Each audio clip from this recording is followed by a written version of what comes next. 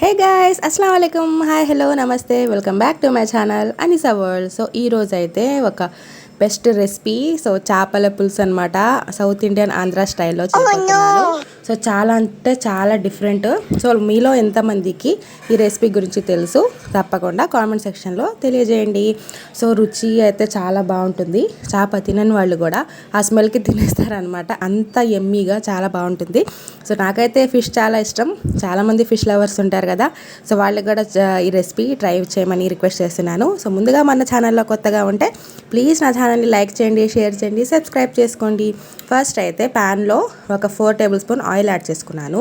Next mixie జార్లో కొంచెం కొబ్బరి, పచ్చి కొబ్బరి ఉంటుంది కదా, సో అది కొబ్బరి అండ్ 3 ఉల్లిపాయలు ఉంటాయి కదా, సో అది బాగా మెత్తగా పేస్ట్ చేసుకున్నాను అనమాట. సో 2 కలిపేసి బాగా పేస్ట్ చేసుకోవాలి. సో ఎంత మెత్తగా స్మూత్గా కావాలనుకుంటే అంత మెత్తగా మేము పేస్ట్ చేసుకోవాలి.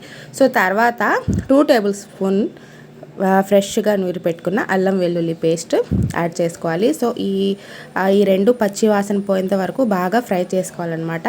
సో ఉల్లిపాయలోని పచ్చి వాసన సో మొత్తం పోవాలి, అప్పుడే బాగుంటుంది. నేను చాలా రకాలుగా ట్రై చేస్తుంటాను. నాకైతే కొత్త కొత్తగా విషయాలు ఇలాంటివి ట్రై చేయడం, రెసిపీస్ అనేది చాలా ఇష్టం, ఇంట్రెస్టింగ్గా ఉంటుందన్నమాట. సో నెక్స్ట్ 2 పచ్చిమిర్చి యాడ్ చేసుకున్నాను.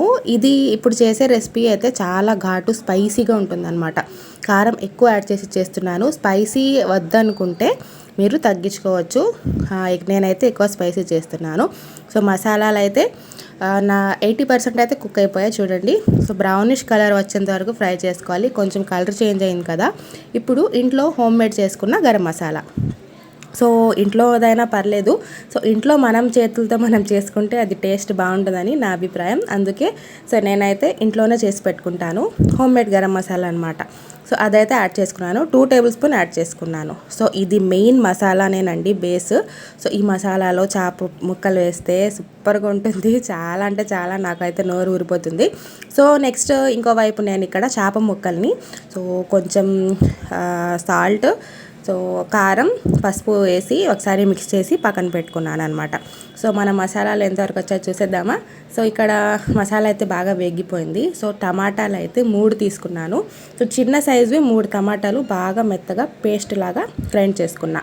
సో ఆ మసాలాలోనే ఫస్ట్ టైం మేము టొమాటోస్ యాడ్ చేయకూడదు. సో టొమాటోస్లో వాటర్ కన్సిస్టెన్సీ ఎక్కువ ఉంటుంది కాబట్టి సో టేస్ట్ అనేది తర్వాత మారవచ్చు. అందుకే ఫైనల్గా మసాలాలన్నీ వేగిన తర్వాత మేము యాడ్ చేసుకోవాలి. సో మా ఆయన అయితే చాలా బాగా ఇష్టంగా తినేశారు. ఈ ఫిష్ కర్రీ అనేది చాలా నచ్చింది. చాలా డిఫరెంట్గా చేసావు, బాగుందని చెప్పారు.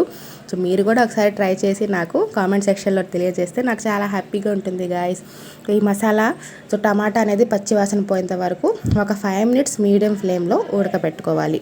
సో పచ్చి వాసన పోయిందని మనకు తెలిసిపోతుంది ఆటోమేటిక్గా. సో బిగినర్స్కి అనమాట ఈ రెసిపీ అనేది చూపించబోతున్నాను. సో చాలామంది రిక్వెస్ట్ చేస్తున్నారు సో ఎప్పుడో నుంచి ఫిష్ కర్రీ అని, అందుకే ఈరోజు చేశాను.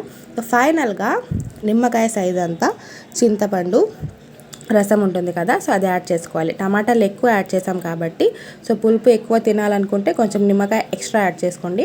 అవసరం లేదనుకుంటే కొంచెం తగ్గించుకొని యాడ్ చేసుకోవాలి. సో చింతపండు పులుసు మొత్తం వేగినాక అప్పుడు మేము ఇది కొంచెం బాయిల్ అవ్వాలన్నమాట. బాయిల్ అవ్వకపోయినా పర్లేదు. ఇప్పుడు మేము చేప ముక్కలు వేసుకోవాలి. సో చాలామంది చేపల పులుసులు చేసినప్పుడు ఈ ముక్కలు అనేది బ్రేక్ అయిపోతున్నాయి, సో సరిగ్గా ఉండట్లేదు అని చెప్తున్నారు. సో ఇలా ట్రై చేస్తే కనుక ముక్క అనేది విరగకుండా, బ్రేక్ అవ్వకుండా సో గట్టిగా ఉంటుందన్నమాట. సో చేప పులుసు ఆ రోజు కాకుండా సెకండ్ డేకి తినండి. సో చల్లగా చాలా బాగుంటుంది వేడి వేడి అన్నంలోకి. సో ఆ రోజు కాకుండా సో నెక్స్ట్ డేకి తింటేనే చేప పులుసు అనేది టేస్ట్ బాగుంటుంది.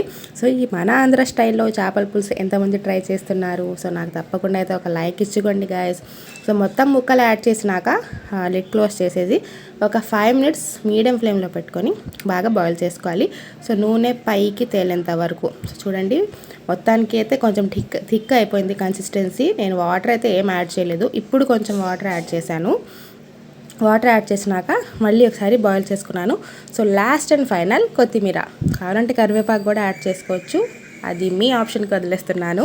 సో లాస్ట్లో కొత్తిమీర యాడ్ చేసుకొని సర్వ్ చేసుకుంటే మన వేడి వేడి సౌత్ ఇండియన్ స్టైల్ చేపల పులుసు అనేది రెడీ అయిపోతుంది. సో వేడివేడిగా కాకుండా చల్లారిన తర్వాత సెకండ్ డేకి సర్వ్ చేసుకొని తినండి. చాలా అంటే చాలా సూపర్గా ఉంటుంది. నేను చెప్పానని కాదు, చాలామందికి ఈ పాయింట్ తెలిసే ఉంటుంది. సో సెకండ్ డేకే అన్నమాట ఈ చేపల పులుసు అనేది చాలా టేస్ట్ ఉంటుంది. సో వేడివేడిగా బాగోదు, చల్లారినాక బాగా ఆస్వాదిస్తూ ఫీల్ చేసి తినండి, తప్పకుండా బాగుంటుంది. Thanks for watching my video. Bye friends.